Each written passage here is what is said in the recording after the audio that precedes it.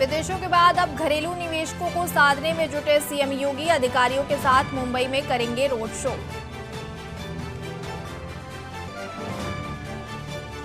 कांग्रेस की भारत जोड़ो यात्रा का शामली में स्वागत। राष्ट्रीय लोकदल के कार्यकर्ता पदाधिकारी किया स्वागत। कार्यकर्ताओं में दिखा उत्साह।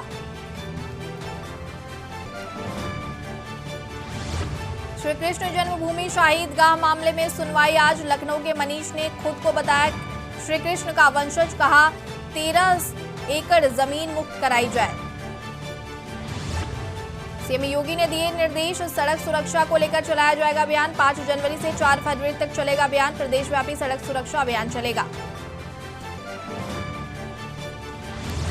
लखनऊ में 12 साल की ठंड का रिकॉर्ड टूटा। अगले 2 दिन यूपी के 35 जिलों में सर्दी का रेड अलर्ट। झांसी मेरठ सबसे ठंडा रहा।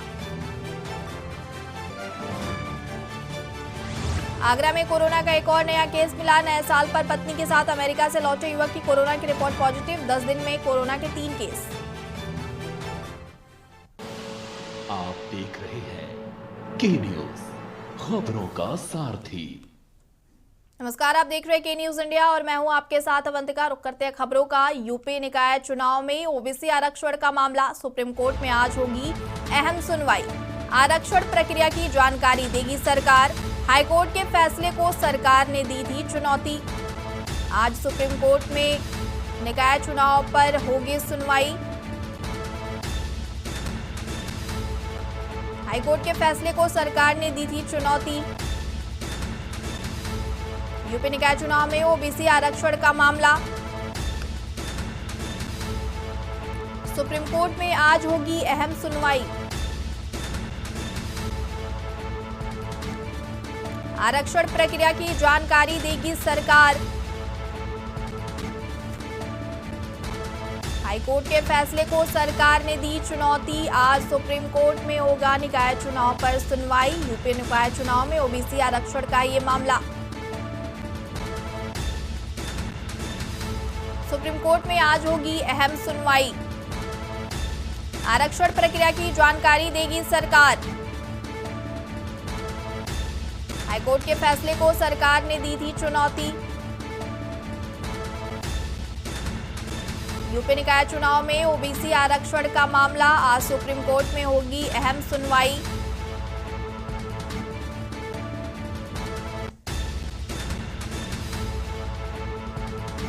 इस खबर पर हमारे साथ ज्यादा जानकारी के लिए रेजिडेंट एडिटर अमित दुबे जुड़ रहे हैं। अमित जी, जिस तरीके से आज सुप्रीम कोर्ट में सुनवाई होनी है, अहम सुनवाई होगी आज ये निकाय चुनाव को लेकर के। जी बिल्कुल, देखिए यूपी सरकार की तरफ से जो याचिका डाली गई थी उसमें जल्द सुनवाई की बात कही गई थी। सुप्रीम कोर्ट ने हामी भरी थी। आज पूरे मामले को लेकर सुनवाई होने वाली है और जाहिर तौर पर जिस तरह से हाई कोर्ट ने डिसीजन दिया उसके अगेंस्ट आज की सुनवाई होने वाली है। सरकार का कहना है कि जो हाई कोर्ट डिसीजन दिया सुप्रीम कोर्ट उस पर पुनर्विचार करे और जो ओबीसी आरक्षण की बात निकाय चुनाव में सरकार कर रही है उस पर कहीं ना कहीं मोहर लगाने की बात सामने आई है। दूसरा, इसे लेके लगातार सामने राजनीति लगातार सामने आ रही है क्योंकि 50% से ज्यादा वोट बैंक ओबीसी का जो है वो इससे प्रभावित होगा और लगातार जो विपक्ष है, चाहे वो सपा की बात करें, बीएसपी की बात करें, कांग्रेस की बात करें, ओबीसी आरक्षण को लेके सरकार पे हमलावर है। और यही वजह है कि सरकार न सिर्फ सुप्रीम कोर्ट पहुंची बल्कि सरकार ने इस बात को स्पष्ट किया है कि ओबीसी आरक्षण के बिना चुनाव नहीं होंगे। और आज जो सुप्रीम कोर्ट में सुनवाई हो रही, न सिर्फ सरकार हाई कोर्ट के डिसीजन के अगेंस्ट यहाँ पे पहुंची है बल्कि समाजवादी पार्टी की तरफ से भी यहाँ पे याचिका डाली गई है। समाजवादी पार्टी भी जो है वो हाई कोर्ट के डिसीजन के अगेंस्ट यहाँ पे पहुंची है। मामला जो बनता है वो खास तौर पे ओबीसी का सबसे बड़ा हितैषी कौन, वर्तमान में जो बीजेपी की योगी सरकार चल रही है वो आरक्षण के पक्ष में या समाजवादी पार्टी। क्रेडिट लेने की होड़ जो है वो साफ तौर पे यहाँ पे नजर आ रही है। अब आज जब सुप्रीम कोर्ट पूरे मामले की सुनवाई करेगा तो देखना होगा कि आखिरकार सुप्रीम कोर्ट पूरे मामले को कैसे देखता है, क्योंकि 2017 का जो आधार खास तौर पे यूपी सरकार की तरफ से हाई कोर्ट में दिया गया था उसे हाई कोर्ट ने कहीं ना कहीं स्वीकार नहीं किया और उसके बाद हाई कोर्ट ने इस तरह का डिसीजन दिया कि जो निकाय चुनाव है वो बिना रिजर्वेशन के वहां पे कराए जाए। अब ऐसे में सरकार की मजबूरी है, आने वाले दिनों में 2024 का चुनाव है और जाहिर तौर पे इस निर्णय का सरकार के ऊपर एक बड़ा इफेक्ट पड़ेगा, इसमें कहीं कोई दो राय नजर नहीं आती। और यही बड़ी वजह है कि यूपी सरकार अपनी तरफ से पुरजोर कोशिश में लगी हुई है। समाजवादी पार्टी भी यहाँ पे पहुंची हुई है, क्योंकि आने वाले दिनों में अगर सुप्रीम कोर्ट इस तरह का डिसीजन देता है कि ओबीसी आरक्षण के साथ में चुनाव होगा, तो सबसे बड़ी चीज क्रेडिट लेने की होड़ जो है वो नजर आएगी, और ऐसे में दोनों पार्टियां खास तौर पे आमने सामने होंगी। जी बिल्कुल। और अमित जी, जिस तरीके से ये निकाय चुनाव एक पेचीदा होता जा रहा है और इसके जो चुनाव होने हैं वो आगे भी बढ़ते जा रहे हैं कहीं ना कहीं तारीखें, तो अखिलेश यादव ने कहा था कि जो बीजेपी है वो कहीं ना कहीं अभी जो ओबीसी आरक्षण है उसको खत्म करने पर तुली हुई है और दलितों का भी हक मारने की कोशिश में है बीजेपी, धीरे धीरे दलितों का भी हक मार देगी। देखिए, आरक्षण के पक्ष में बीजेपी नहीं है, ये बात जो है वो खास तौर पे अगर हम बात करें तो बिहार चुनाव के दौरान उठी थी, जब बिहार में चुनाव था और ऐसे में मोहन भागवत जो आरएसएस प्रमुख है उनका वो बयान आर्थिक आधार पे आरक्षण वाला उसे आधार बनाया गया था, और उस समय से लेके लगातार विपक्ष जो है वो आरक्षण को लेके बीजेपी की को घेरने की कोशिश करता रहा है। और यही वजह है कि जब हाईकोर्ट का डिसीजन आया तो भले ही कोर्ट का डिसीजन हो, लेकिन विपक्ष जो है इसे सिर्फ कोर्ट का डिसीजन नहीं मानता। विपक्ष का कहना है कि सरकार ने दलीलें सही तरह से हाई कोर्ट में नहीं रखी, जिस वजह से हाई कोर्ट ने इस तरह का डिसीजन दिया। अगर दलीलें सही तरह से रखी जाती तो हाई कोर्ट इस तरह का डिसीजन नहीं देता। दूसरी चीज कि सरकार ने पहले स्पष्ट कर दिया है कि बिना निकाय चुनाव जो है बिना रिजर्वेशन के नहीं होगा। अब ऐसे में पहले मामला सुप्रीम कोर्ट में चूंकि पहुंच चुका है, सुप्रीम कोर्ट को डिसीजन लेना है कि आखिरकार सुप्रीम कोर्ट इसे लेके क्या कुछ डिसीजन देता है, और उसके बाद फिर यूपी सरकार क्या कुछ करती है। कई सारे विषय हैं जिसे लेके पेचीदगियां जो है लगातार फंसी हुई हैं। अब हर एक की निगाह जो है वो कहीं ना कहीं सुप्रीम कोर्ट पर लगी हुई है। जी बिल्कुल। और अमित जी, जिस तरीके से बसपा सुप्रीमो मायावती भी काफी हमलावर हुई, उन्होंने सारी पार्टियों को आड़े हाथों लेते हुए कहा था कि जो सारी पार्टियां हैं वो कोई भी पार्टी ऐसी नहीं है जो आरक्षण को खत्म नहीं करना चाहती, किसी ने भी आरक्षण को लागू नहीं किया था, और ये सबसे ज्यादा हमलावर बसपा सुप्रीमो लगातार रही है निकाय चुनाव को लेकर के। देखिए, जिसकी मैं बात कर रहा था, सबसे बड़ी चीज जो निकल के आती है कि खासतौर जब से हाईकोर्ट का डिसीजन आया उसके बाद से राजनीति और ज्यादा हो रही है। चाहे बसपा की बात करें, सपा की बात करें, इस बात को मानने को तैयार नहीं है कि हाईकोर्ट का डिसीजन है। सीधे आरोप जो है वो कहीं ना कहीं यूपी सरकार के ऊपर लग रहे हैं। और जिसकी मैं बात कर रहा हूँ कि 50% से ज्यादा वोट बैंक जो है वो यूपी में ओबीसी का आता है, और ऐसे में 2024 का चुनाव है और ओबीसी वोट बैंक का इस पे एक बड़ा असर देखने को मिलेगा, इसमें कहीं कोई दो राहें नजर नहीं आती। ऐसे में तमाम पार्टियां जो है वो एक सुर में ऊपर आई हुई हैं और हर कोई अपने आप को एक दूसरे से बेहतर साबित करने में लगा हुआ है कि वे ही ओबीसी के सबसे बड़े हितैषी हैं। जबकि योगी सरकार ने पहले इस बात को स्पष्ट किया था कि हाईकोर्ट के डिसीजन के अगेंस्ट वे न सिर्फ तमाम लोगों से इसे राय शुमारी करेंगे, बल्कि जरूरत पड़ी तो सुप्रीम कोर्ट जाएंगे। और सरकार जो है वो सुप्रीम कोर्ट में पहुंच गई है। सरकार ने स्पष्ट कर दिया बिना आरक्षण के निकाय चुनाव नहीं होगा। और लेकिन सबसे बड़ी चीज की न सिर्फ निकाय चुनाव की बात सामने आएगी, बल्कि सबसे बड़ी बात ये 2024 का असर क्योंकि उस पर दिखना है।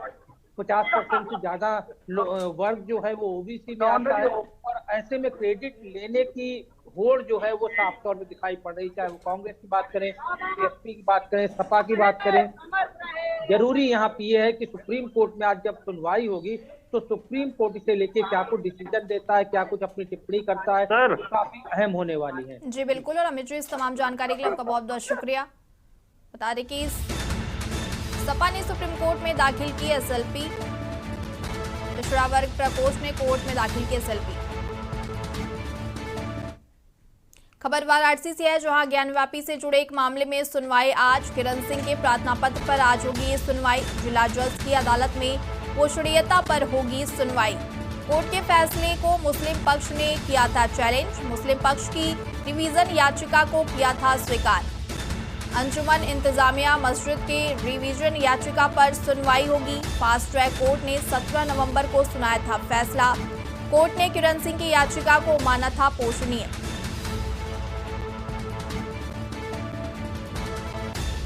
अंजुमन इंतजामिया मस्जिद के रिवीजन याचिका पर आज होगी सुनवाई। फास्ट ट्रैक कोर्ट ने 17 नवंबर को सुनाया था फैसला।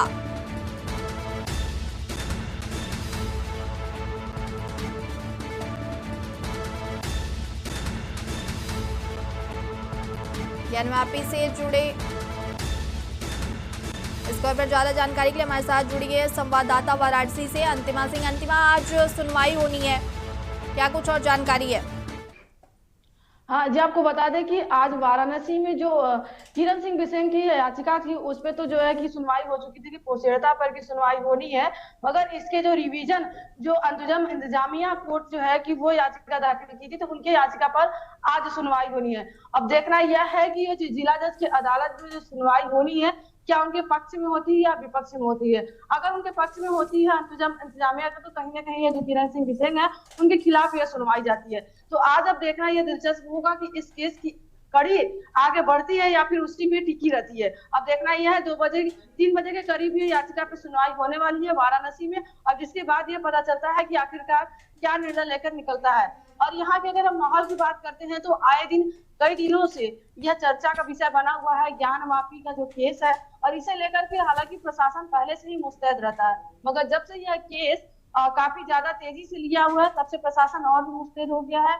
और यहाँ काशी जो विश्वनाथ मंदिर है, ज्ञानवापी में आसपास ही एकदम सटे एक दीवार के जो है 2 पहलू है, तो इसे लेकर और भी सख्त इंतजाम किया गया है क्योंकि वही एक द्वार से मुस्लिम जाते हैं तो वहीं दूसरे द्वार से हिंदू जाते हैं। तो कहीं ना कहीं ये सुरक्षा के दृष्टिकोण से बहुत बड़ा एक सवाल हो सकता है जिसे लेकर प्रशासन भी यहाँ के काफी मुस्तैद है। और आज की याचिका अब ये देखने का योग्य होगा कि आखिरकार किसके पक्ष में ये फैसला होता है। जी बिल्कुल। और अंतिमा, जिस तरीके से 17 नवंबर को कोर्ट ने अपना फैसला सुनाया था और एक बार आज फिर इस याचिका पर सुनवाई होनी है, मुस्लिम पक्ष ने इस फैसले को चुनौती दी है। हाँ जी, आपको बता दें कि अगर मुस्लिम पक्ष ने चुनौती तो हर याचिका अगर कोई भी हिंदू पक्ष अगर याचिका दायर करता है कहीं ना कहीं उसके खिलाफ हमेशा मुस्लिम पक्ष अपनी विरोध याचिका दायर करता है, और हिंदू पक्ष की अगर जीत होती है तो उसके खिलाफ मुस्लिम पक्ष हमेशा अपनी आवाज उठाता है। तो सेम उसी तरह किरण सिंह की याचिका पर जो योग्य है सुनवाई योग्य माना गया है, जिसके बाद अब जो मुस्लिम पक्ष की तरफ अंजुम इंतजामिया है वो इनके विरोध में याचिका दाखिल की है। तो आज इस पे सुनवाई होने वाली है। लगातार मुस्लिम पक्ष हिंदू के विरोध में अपनी दलीलें रख रहा है, लगातार इस पर सुनवाई की जा रही है। अब देखना यह है कि क्या इनकी याचिका पर कोई असर पड़ता है या नहीं पड़ता है। क्या ये जो अदालत है किरण सिंह बिसेन के खिलाफ जो है कि जो सुनाती है याचिका पे कि उनकी या नहीं सुनाती है। अब देखना यह है कि बनारस में किस तरह से इस फैसले को सुनवाई योग्य माना जाता है या नहीं माना जाता है। अब यह 2 बजे के बाद करीब पता चलेगा, तो जिसे लेकर के बनारस में लोगों की निगाह सबकी टिकी हुई है कि आखिरकार किसके पक्ष में यह फैसला आता है और किसके विपक्ष में। जी बिल्कुल। और अंतिमा, इस तमाम जानकारी के लिए आपका बहुत बहुत शुक्रिया। बता दें कि अंजुमन इंतजामिया मस्जिद के रिवीजन याचिका पर आज होगी सुनवाई। फास्ट ट्रैक कोर्ट ने 17 नवंबर को सुनाया था फैसला। कोर्ट ने किरण सिंह की याचिका को माना था पोषणीय।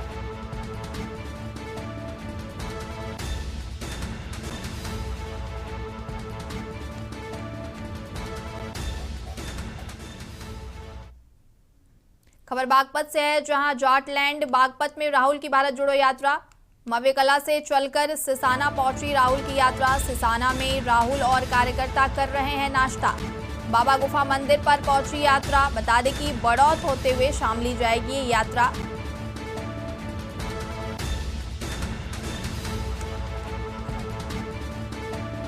बाबा गुफा मंदिर पर पहुंची ये यात्रा। जाटलैंड बागपत में राहुल की भारत जोड़ो यात्रा पहुंची। आज यात्रा का दूसरा दिन है। मावीकला से चलकर सिसना पहुंची राहुल गांधी की भारत जोड़ो यात्रा। सिसना में राहुल और कार्यकर्ता कर रहे हैं नाश्ता। ये तस्वीरें हम आपको दिखा रहे हैं, जहां जाटलैंड में पहुंचे राहुल गांधी की भारत जोड़ो यात्रा और कार्यकर्ताओं का हुजूम है। हम इस समय मौजूद है नेशनल हाईवे पर, और आप देख सकते हैं कि सुबह से जो है काफ़ी कोहरा था, काफ़ी सर्दी थी, और इसके बाद भी यहाँ पर जो है लोगों का काफिला, यहाँ पर आप देख सकते हैं किस तरह से भीड़ है। भारत जोड़ो यात्रा का जो आगाज किया गया था पूरी तरीके से सफल होता दिखाई दे रहा है। हालांकि अगर कहना चाहूँगा कि जो बड़े स्तर के नेता थे, जो विपक्ष के दल के जो नेता थे, उन लोगों ने उनको विश्वास दिलाया, उनका साथ भी दिया, लेकिन आज अभी जो है इस काफिले के अंदर वो नजर नहीं आ रहे हैं। मैं कैमरामैन से चाहूंगा कि वह इधर दिखाए कि किस तरह से जो लोग हैं, लोगों के अंदर किस तरह से उत्साह देखा जा रहा है। भारी उत्साह के बीच लोग जो है सुबह से ही सड़कों पर नजर आ रहे हैं और भारत जोड़ो यात्रा जो मवी कला से हमारे यहाँ शुरू हुई है और लगभग 300-350 किलोमीटर की दूरी तय करने के बाद हरियाणा की सीमा पर तय करेगी।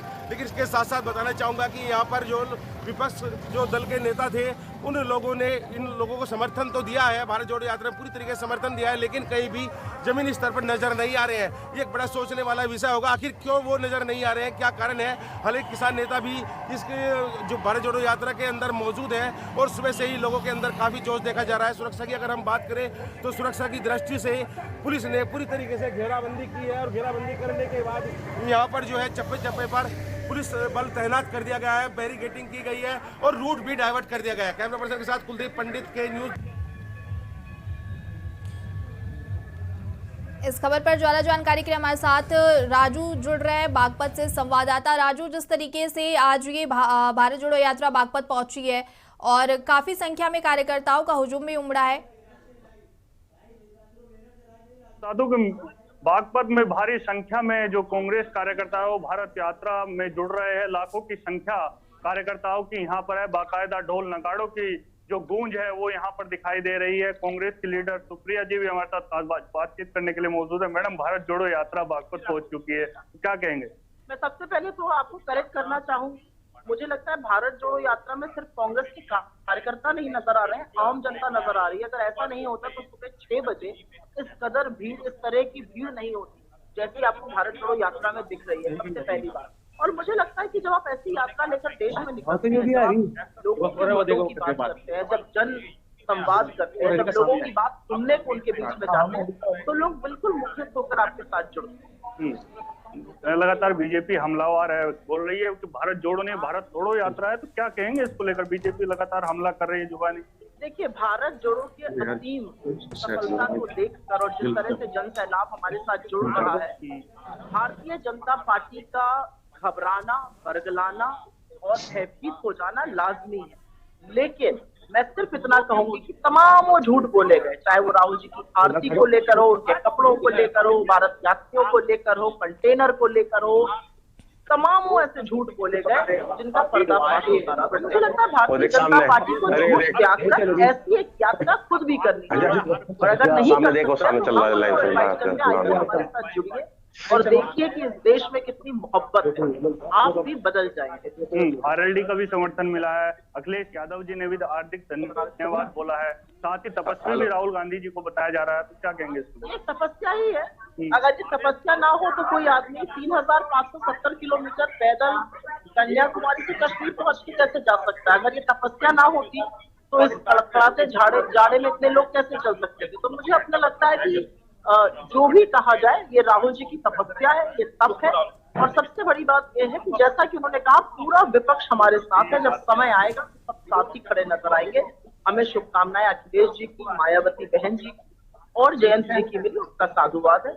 बिल्कुल, बहुत बहुत धन्यवाद के न्यूज से बात करने के लिए सुप्रिया जी। ये बिल्कुल ये कांग्रेस नेता थी सुप्रिया जी, इनका साफ तौर पर कहना है कि राहुल जी बिल्कुल ये तपस्या कर रहे हैं और ये तपस्या है। साथ ही अन्य जो दल है उनका भी पूरा समर्थन कांग्रेस को मिल रहा है। तमाम जो लाखों लोग हैं वो यूपी में यात्रा आते ही यात्रा से जुड़ रहे हैं और शामिल हो रहे हैं। ढोल नगाड़ों की आवाज भी यात्रा में दिखाई दे रही है। साथ ही तमाम जो बड़े बड़े लीडर है वो भी यात्रा में लगातार जुड़ रहे हैं। जी बिल्कुल, और राजू बने रहेगा हमारे साथ। फिलहाल रुक के बाद आप सभी का स्वागत है। और राहुल गांधी की भारत जोड़ो यात्रा आज दूसरे दिन बागपत पहुंची है। राहुल गांधी की भारत जोड़ो यात्रा मवी कला से चलकर सिसना पहुंची भारत जोड़ो यात्रा। और इस खबर पर हमारे साथ ज्यादा जानकारी के लिए संवाददाता बागपत से जुड़े कुलदीप पंडित, और साथ ही साथ बागपत से हमारे संवाददाता राजू शर्मा भी हमारे साथ जुड़े हुए हैं। कुलदीप, जिस तरीके से ये भारत जोड़ो यात्रा सुबह से ही शुरू हो चुकी है बागपत से, और कार्यकर्ताओं के साथ साथ आम जनता जो है इसमें अपनी पूरी सहभागिता निभा रही है। कड़ाके की ठंड में लोगों का जोश और उत्साह बना हुआ है। किस तरीके की तस्वीरें और निकल कर आ रही हैं सामने?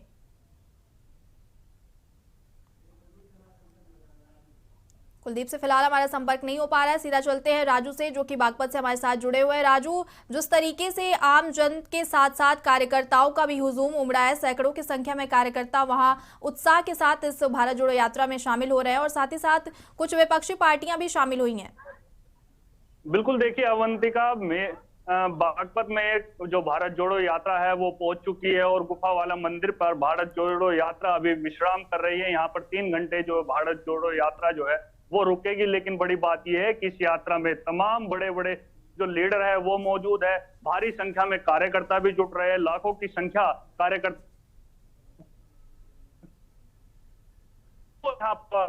मौजूद हो। इसके अलावा जो विपक्ष या पीस पार्टी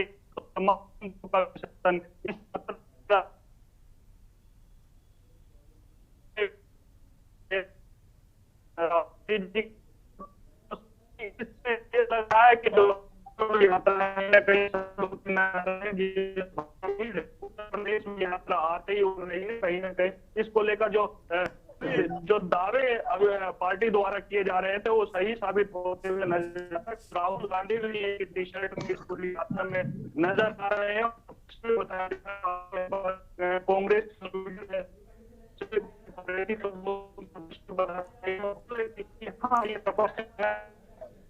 राजू, आपकी आवाज अब तक ठीक से नहीं पहुंच पा रही है। बता दें कि बाबा गुफा मंदिर पर पहुंची ये भारत जोड़ो यात्रा और कुलदीप पंडित संवाददाता बागपत से हमारे साथ जुड़ चुके हैं। कुलदीप, जिस तरीके की ये तस्वीरें निकलकर सामने आ रही हैं, कार्यकर्ताओं में जोश देखा जा रहा है, भरपूर उत्साह है और आम जन भी राहुल गांधी के साथ इस भारत जोड़ो यात्रा में शामिल है।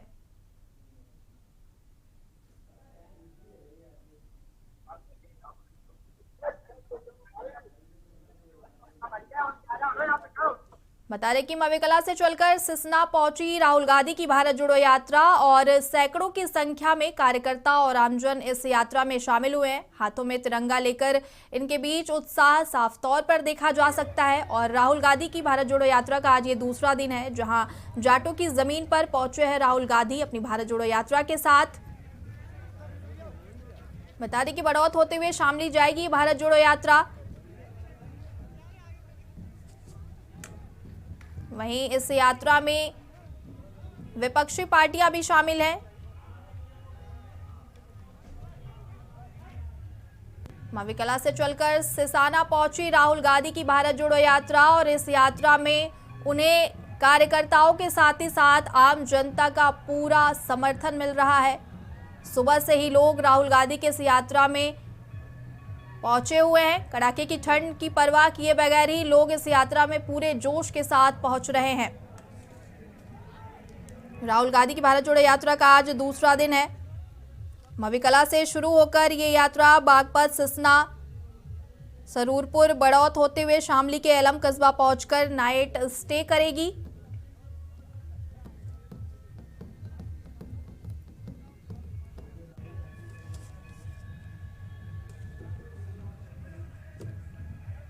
कुलदीप और राजू, आप लोगों का इस तमाम जानकारी के लिए बहुत बहुत शुक्रिया। खबर उत्तर प्रदेश में फिलहाल इतना ही। ऐसी तमाम खबरों के लिए देखते रहिए के न्यूज़ इंडिया।